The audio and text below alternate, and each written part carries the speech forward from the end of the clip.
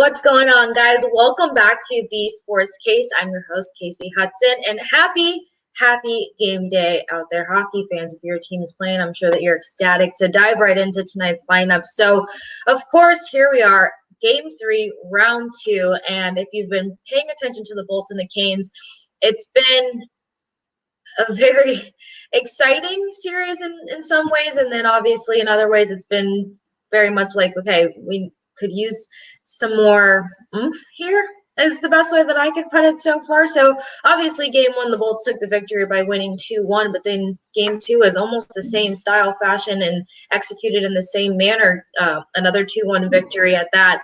And it just shows you how good these two teams are, obviously, because there's not many pucks getting into the net, for one. And for two, that first period has played out the same time, game 1 and game 2. It's been a 0-0 heading into the first intermission. So just to see how much talent's really out there on the ice. And, my final jab to the last series is just to point out, instead of there being so much physical hockey or bitter hockey being played in some instances, you have two skilled teams just really going at one another, which is making it extremely difficult. So it's a very exciting series to watch in one sense. In another sense, it's just kind of like, you want to either see more pucks in the net, you want to see more physicality, you want to see something, but it's just kind of like that first period's been a sleeper the past two games. So as for the game 2 recap, I did have the Bolts pulling off another victory, and they actually improved their record to 4-1 on the road. And these guys do very well on the road. I don't know what it is. I think that they really just thrive off of having that opposing audience going against them. And in press conferences this week between the guys and Coach Cooper being asked,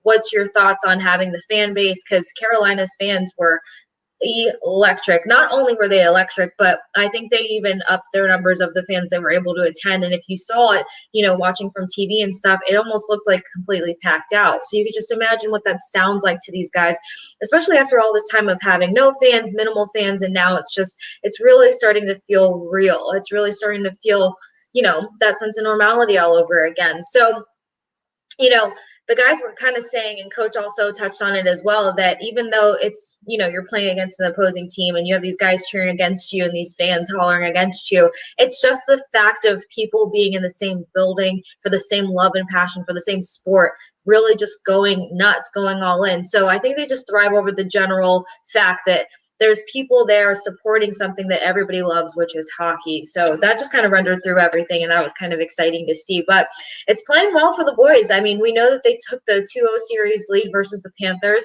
at the top of, or round 1, excuse me, at the top of anything. And, they're carrying a lot of that same momentum over into the series. And I know a lot of people were concerned in the sense of, how are they really going to pair up versus Carolina? But if you think about it, they only lost twice to Carolina in the regular season. We faced these teams 8 times. And before they started dealing with, injuries and obviously that mid-season fatigue that kind of hits everyone, and having key players all out at the same time, and obviously playing without Nikita Kucherov for the entire season, you got to reflect on the Bolts season and think they did a hell of a job. I mean, they really did. They were sitting at the top of the division all the way up until the end there, and it was really the fact that they just couldn't have certain guys play that certain nights that kept them out of games. They brought a lot of guys in from Syracuse. ABB played a huge role this regular season to get the Bolts where they are now. Ross Colton has definitely carved his name into this roster, and I'm sure we'll be seeing a lot of him in the coming years to maintain. And even, young defense-wise, Calfoot ends up making his NHL debut and playing the entire season just about. And then we also saw guys coming in from the taxi squad. So with that being said, all that rotation, you have to acknowledge, respect, and admire the depth and the accountability on this Lightning roster. And to be able to go into postseason with, having Nikita Kucherov back, having a healthy, hopefully fully healthy Steven Stamkos, having a Victor Hedman who just plays through anything. I mean, we mentioned this previously, the guy carries the team on his back. Not saying that he goes in there and puts in all the work, saying that after every game, he puts it on him to say that he should have done better, even if they won. So you can just tell the pressure that he puts on himself to be a leader for that team, to provide for that team. So I'm not surprised to see how well they're hanging in there with the Carolina team. Carolina is extremely skilled. Yes, I think they have the ability to keep the Bolts on their heels at certain times, but I don't think they have the ability to keep them on their heels for 60 minutes, which is shown in Game 1 and Game 2. And I'm not just saying that because of how Game 1 and Game 2 has played out. I'm saying that because that stereotype, that reputation, that judgment that the Lightning had on them about 3, 4, 5 years ago of them just being a skilled team, that's kind of what Carolina looks like now. It was like they're a very skilled team. They play very well. They have extremely, elite, talented players. They have gamers. But that last rift that they needed to get over the line, to get further in playoffs, to actually get into the Stanley Cup Finals or win a Stanley Cup Final, it was coming down to not having, the grit, having the physicality, having the ability to, muscle some guys on the ice to make those plays that needed to be made, or to cause those turnovers, or to force teams to play your game. So with certain guys that were acquired over the last year or two, that helped the Bolts get over that hump of just being that skilled team. That helped the Bolts become that full package, that all-around team. I mean, crap, I really do miss guys like Bogosian and Shattenkirk back there. And, Shin played a lot for us when we were in the bubble as well. And to still have him there, but that physical play and that balance of being skilled and physical has translated over. A huge tilt in making that happen was definitely acquiring Blake Coleman and Barclay Goodrow, hands down, because those guys are amazing two-way players. They're just as strong defensively as they are offensively. So now I feel like Carolina's that team that the Bolts were 3-4 years ago, and obviously the Lightning have their new identity now. With that said, I feel like the Bolts have an opportunity to, progress into the third round. They look really good whenever they have the capability to force a team to play their structure or to hang in there with a team. It tilts in their favor because they just have that last oomph and gusto to get it over the line. Now, with the tiring first period for both teams, and as a fan, it was just kind of like, they went in 0-0, come back from the first intermission, head into the second period, and that's where things just go off. It's Alex Killorn that gets the Bolts on the board first, and I mean, week by week, what more can you say about the guy? He just keeps upping the ante on his performance every single game, and he's an accountable go-to guy. He just has a great way to play.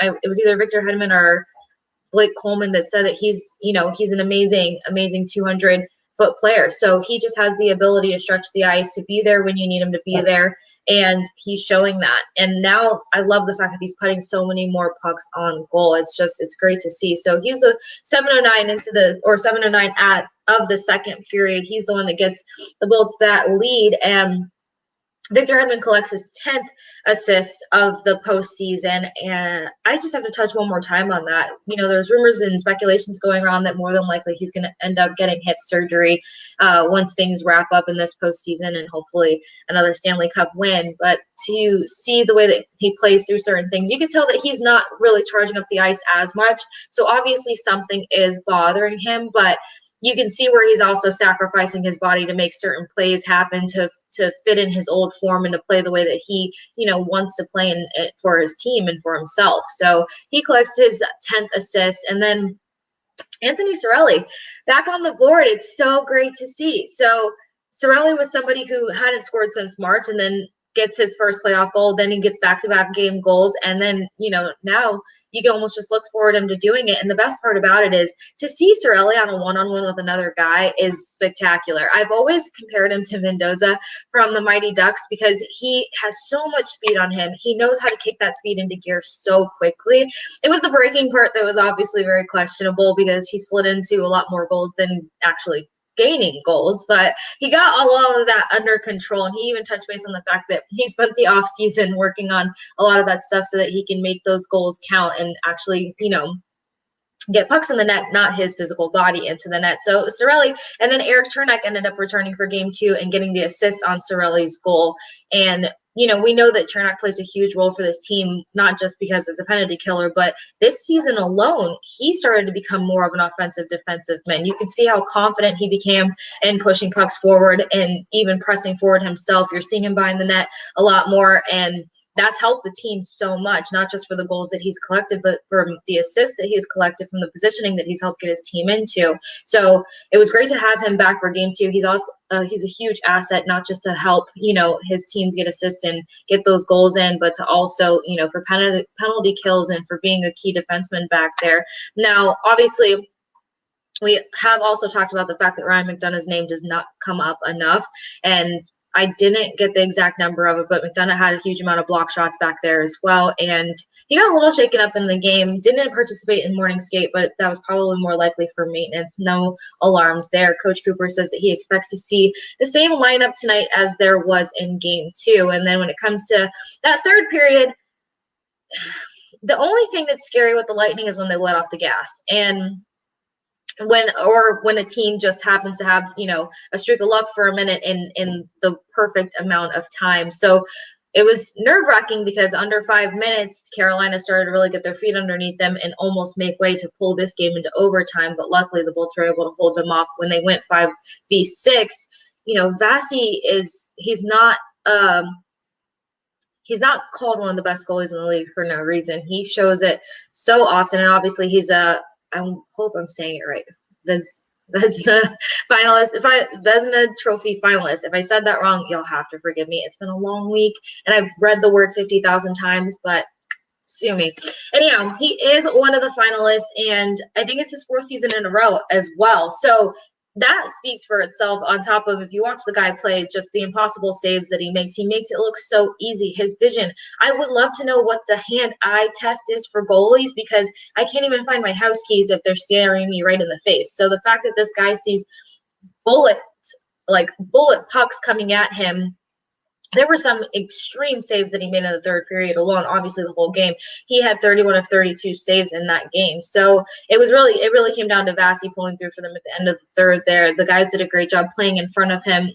He also said in post-game press conference. So as long as the guys don't let off the gas, because that was the issue when they returned home in round 1, game 3, versus the Panthers, and 5 goals in a second period, and then just to completely let off and let them make a comeback, that didn't sit well with the guys. It doesn't sit well with any team, to be honest. So more than likely, you would think that that's going to be in the back of their mind, because the last thing you want to do is repeat that. And if you can thrive off of away audiences and fan bases, then you should really thrive at home. So, it could be a little over optimistic, but I really do think they have an opportunity of taking a game 3 here tonight at Amalie Arena. Now, with the Canes almost catching up at the end of game 2, obviously they're going to come and be very relentless tonight, but I see us getting our first overtime game. I see a 3-2 overtime win for the Bolts. It's just that our defense feels a lot tighter, feels a lot stronger. I feel like we have a lot more reliable defensive players than the Canes do. I mean, when it comes to the Canes, the people you hear about the most are person. It comes down to Dougie Hamilton. And with the right matchup, Hamilton's kind of been silenced. He's still producing. He's still doing very well, but he's kind of been silenced. So if they can just keep up what they've been doing in game 1 and game 2, not let off the gas, try to be consistent, play 60 minutes of hockey. And if anything, let's shake things up in that first period. I know that they've been playing hard and coming at each other, and that's why it's been a scoreless first period. But if there's some way to get on the board in that first period and then carry that momentum second and third, I definitely think the Lightning can take it tonight. So if they don't just win out by 3 or 4 goals, then I definitely see us going into an overtime, and that overtime tiebreaker being that 3rd goal. So let me know you guys' thoughts. I did get some good comments. I did get some good predictions for the series. That's why in the beginning of this segment, I just kind of had to touch base on the fact that Carolina is a great team. I think the Lightning have the capability to go further. It's just consistency and pedal to the metal. They can't let off the gas at all right now. Everything has to carry from one game to the next. And, more importantly, they're out there battling for one another, and they're obviously battling to make that back-to-back run. So let me know your game 3 predictions, as well as if you haven't given me your series predictions, go ahead and comment below, message me about them. I love to see them, hear them. They also help me with my analysis and predictions. And you know what? It's Stanley Cup playoffs. We might as well just have fun with it. So don't forget to comment below, like, subscribe, follow, and share TikTok, YouTube, Twitter, Instagram. I love following you guys. I love seeing you guys. I love chatting with you guys. I love getting to know some new faces. So don't forget to like, subscribe, share, comment. Let me know your thoughts. And let's head into this game 3 and see what's going down. Have a great day.